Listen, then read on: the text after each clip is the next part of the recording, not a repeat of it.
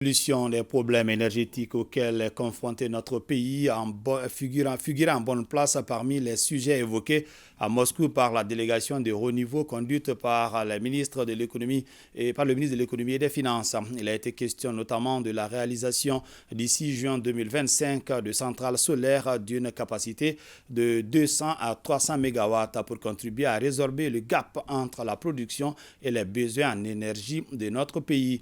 Les échanges ont porté également sur la réalisation de centrales éoliennes et de barrages hydroélectriques. Des études sur ces sujets sont envisagées dans les plus brefs délais. Je vous propose d'écouter le ministre de l'économie et des finances sur le volet énergétique de la visite de Moscou. Il est au micro de nos envoyés spéciaux, Yaya Konaté et Brahima Koulibaly. Nous avons aujourd'hui beaucoup de difficultés en matière de production, de transport et de distribution de l'énergie.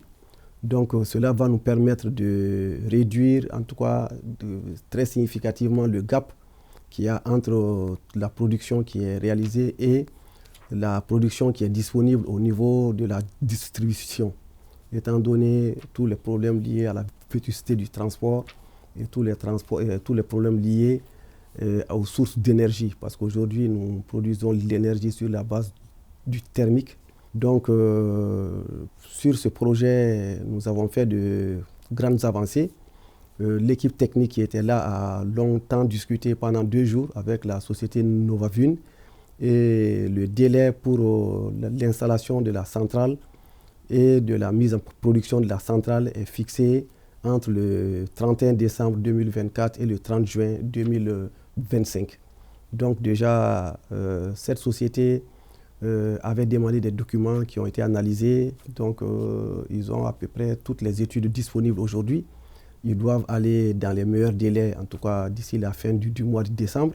Ils doivent aller au Mali pour se rendre compte de l'état du terrain, de la réalité du terrain, afin de pouvoir fournir un complément d'études et de faire toutes les offres financières. Nous avons rappelé que toutes les centrales solaires qui vont être réalisées, en tout cas jusqu'à ce que nous ayons notre indépendance énergétique, seront faites en mode EPC, c'est-à-dire ils vont réaliser, ils le financent, et après l'État du Mali va payer dans un délai de 3 à 5 ans. Donc les centrales vont appartenir à EDM, parce que l'État a un contrat de concession avec EDM, c'est l'État qui doit mettre en place toute la stratégie de production d'énergie. Nous avons également travaillé sur les autres sources d'énergie renouvelables, notamment les barrages et les centrales éoliennes. Nous avons envoyé les études disponibles sur les différents barrages, et nous avons également donné 3 études sur les centrales éoliennes dans les régions de Tombouctou, de Gao, de Kaï et même au centre. Donc les études sont en train d'être revues, retravaillées par la société. Et dans le même temps qu'ils vont venir pour faire l'étude sur les premières centrales photovoltaïques qui font 300 mégas, ils vont dans le même temps commencer à se pencher sur les études sur ces différents sites.